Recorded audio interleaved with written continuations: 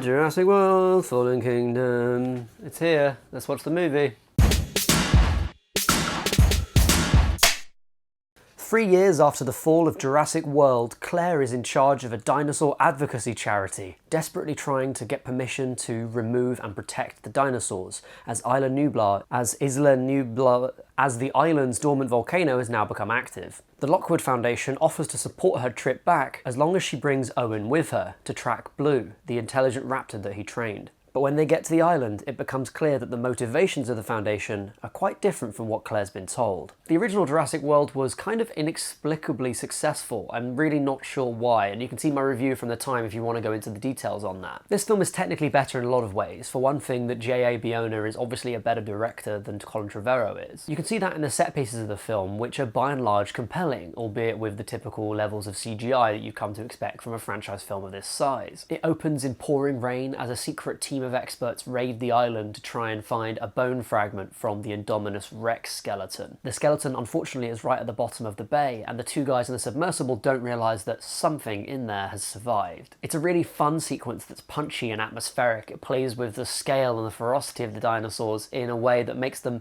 different from just the typical threat you might see in another blockbuster. And that's true of other sequences in the film as well. If you remember the gyroscopic balls that they travel around in the park in the first film, Claire and one of her compatriots get stuck in that during a sequence that's been really heavily trailed in all of the coverage of the film as it leads up to its release. They're stuck in this ball, they're rolling down the hill, there's a stampede of dinosaurs around them, and then they get into the water and suddenly this thing that has been their safe refuge becomes a death trap. A really fun idea for an action sequence. I think set pieces are sometimes unappreciated as a building block for modern blockbuster cinema. A real set piece should build a scenario up, then change it, alter it for the characters, play with their motivations in that space. It can be really good fun for an audience to watch. Unfortunately, barring a very few exceptions, a movie can't just be set pieces. You need some sort of connective tissue to make the film work, for the story to hang together and for the characters to make sense. Back to that in a moment. In this film, while the vast majority of set pieces are well put together and well told, the links between them feel either nonsensical or predictable, neither of which is what you want in your movie. The real problem with this movie isn't even in this movie, it's in Jurassic World. There's two big problems, it's called Claire and Owen. These are two of the most unlikable characters in recent years in American blockbusters that have somehow become the faces of a very major franchise with a lot of good cachet behind it. Owen is still the perfect and unchanging, lovable misogynist. You know, you always get those Mary Sue accusations against characters like Rey in Star Wars just because they're women who have abilities and are capable. What about characters like Owen? He's absolutely terrible, and yet somehow everyone adores him and thinks he's phenomenal. Owen is somehow completely indestructible just because the plot demands it. He can somehow survive running away from a stampede of dinosaurs on a volcanic island that's about to explode, despite being covered in what looks like pyroclastic flow,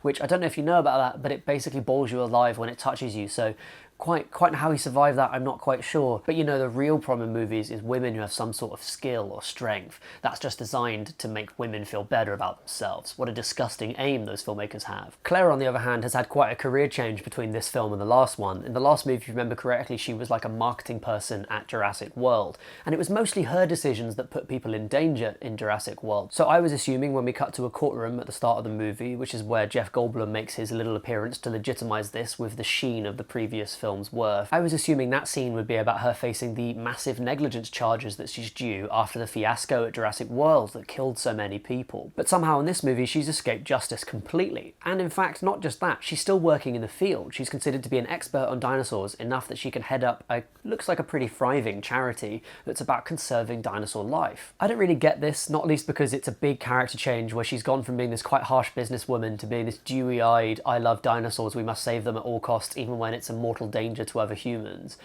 I don't understand exactly how she's made that transition, but you know, okay, I get the fact that you can retool these things. What really doesn't make sense to me is why she's viewed as being an authority on dinosaurs and how safe it would be to conserve them, when the only time that she's had anything to do with controlling dinosaurs ended up in a mass casualty event.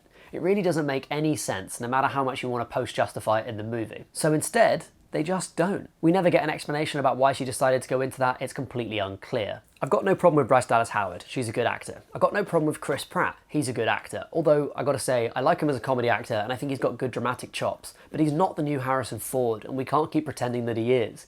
He's just not capable of it. There's something about him that comes off mean throughout the whole film. So the biggest problem with this, far and away, is that the main two characters are unlikable, and it's not very fun to watch them on screen. Any blockbuster can succeed as long as the characters and the charisma at the front of the film are the correct fit for the movie. Just look at Fast and Furious. Those movies shouldn't exist, but they work because of The Rock and Vin Diesel. They have the right character fit and they have the right charisma to carry those films. Not only are Claire and Owen bad characters in their own right, but they also don't work well with the actors' strengths, so that makes the film just an absolute chore to watch. The other characters are either paper thin or willfully stupid when the plot demands it. You have this programmer who turns out to be a nervous, nerdy guy. Wow, what a twist, how in-depth. You have this Mad Merc character who's really sadistic and happy to double-cross people. The moment he arrives on screen, he's doing those villain eyes, you know, the ones,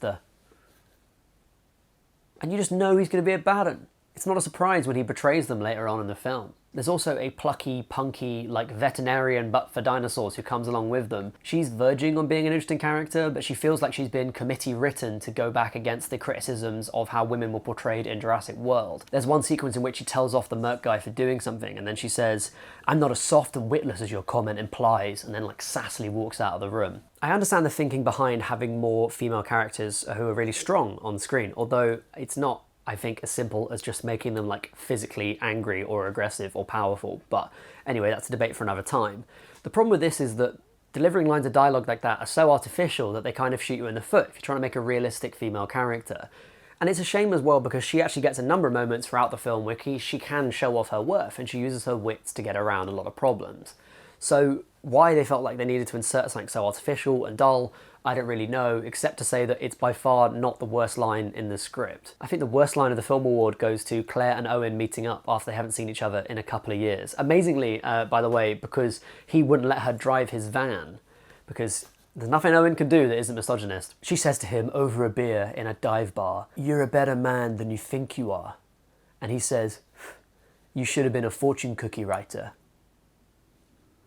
Awful. Gonna get slightly into spoiler territory now, so if you haven't seen the film, then don't watch this bit. But, I mean, it's so predictable, I don't know how it would spoil it for you, so make your own choices, gang. My other big problem with this film is that it has that kind of soft rebooty feel to it. Jurassic World at certain points felt close enough to Jurassic Park that it felt like a remake more than a sequel. And I guess that's my big problem with the soft reboot thing that's so big at the moment. Fallen Kingdom is extremely close to Lost World in terms of its plot. You have a mission to go and retrieve dinosaurs from the island. You have a scrappy little kid who becomes part of the plot. You have the dinosaurs going back to civilization. As a remake of Lost World, it's not that bad. It deals with some of the structural issues of Lost World by shifting around the dramatic beats so that they form a better act structure. You get more of the dinosaurs back in civilization, which I think is what everyone really wants from that movie. Being unoriginal is one thing. I think you can get away with that as long as the movie is really fun and it works, which this one doesn't most of the time. But the bigger problem is that the stuff they add just doesn't work a lot of the time. There's a twist that you can see coming a mile off. I guessed it about half an hour into the film. And that twist ties into the themes of the film, which are confused, I think I would describe them. Trying to deal with unleashing the so-called genetic power that has become part of the world now in a post-Jurassic World in the film is the main theme of the movie, I think, and it's not really dealt with any gravity. It just comes up whenever the filmmakers feel like that ought to be some sort of extra step to the emotional turmoil that's going on screen. One big problem with it is that there are always artificially bad choices, and no explanation of that could be better than the final sequence of the film. Claire's got a big red button that would save the lives of a load of dinosaurs that are choking to death on a poison gas, but with the expense of letting a load of dinosaurs into the wild natural environment near a very heavily populated area. Claire's saying, well, do I save these magnificent creatures or do I let them die, you know, and maybe restrict the growth of that genetic world for a couple of years? I think in abstract that's an interesting question, but it's kind of a false dichotomy the way that it's presented, right? So Claire's saying, oh, well, my only option here is to free these animals and let them go off and probably kill a load more people because they just have. They literally just have in that sequence. I'll let them go off and kill a load more people because they're so beautiful and natural. Or I'll let them all die. There's lots of other options, right? For one thing, because those animals were made from DNA samples in the first place, so why not let them die and then just regrow them in a lab somewhere? In the end, the choice is made by a little girl, the most innocent of us all. Truly, doesn't truth come from the mouths of babes? Wow. That's really powerful, thanks guys. The little girl has just discovered that she's the clone of a character who's deceased now, but she previously had thought was her mum. And so she makes the choice to free the animals. She presses the big red button and says, we have to let them go because they're alive, just like me. And it's like, well, actually, mate, there's a material difference, right? Between you, like a 10-year-old little girl, and like a tank-sized killing machine that you've just let loose in the Californian countryside. There's actually a factual difference there between those two things. So in the end, you're supposed to think they've made the good decision, but all I can think of, again, is how many people are going to die because Claire made a really poor choice. But hey, it's Jurassic World, and if there's anything that links all of these films together, it's people making terrible choices that doom others to their deaths. So in this franchise of 5 installments, we have one amazing opening film, and then the rest of them have been not just worse than that movie, but actually subpar relative to average films overall. And yet, somehow, I am fond of dinosaur movies, and I will always sit down and watch something that has a load of big scaly boys running around and roaring at each other and biting people and stuff. However, it's probably time for Jurassic World to go to sleep. Wait, I can come up with a dinosaur metaphor for this, hang about. It's probably time for Jurassic World to become extinct. It's good, it's a good byline. Right at the end of the movie, Claire is looking down on all these loose dinosaurs. It's just a group of dying dinosaurs stumbling around in this thick cyanide fog that's slowly killing them, unsure of what to do next. Which is, I think, how the franchise runners feel at the moment. I didn't like Jurassic World, and I didn't like Jurassic World Fallen Kingdom, but I'd love to find out what you thought about it, both the first movie and this one. Let me know in the comments down below what you think, because, you know, I'm really interested in other people's opinions, and I do comment back. I always get back to you, gang, and say, like, peace, namaste, thanks for being kind, thanks for calling me a cuck again. If you like the video, don't forget to click like and then subscribe to get the next one when it comes out. That's it from me. Have a good one. Bye for now.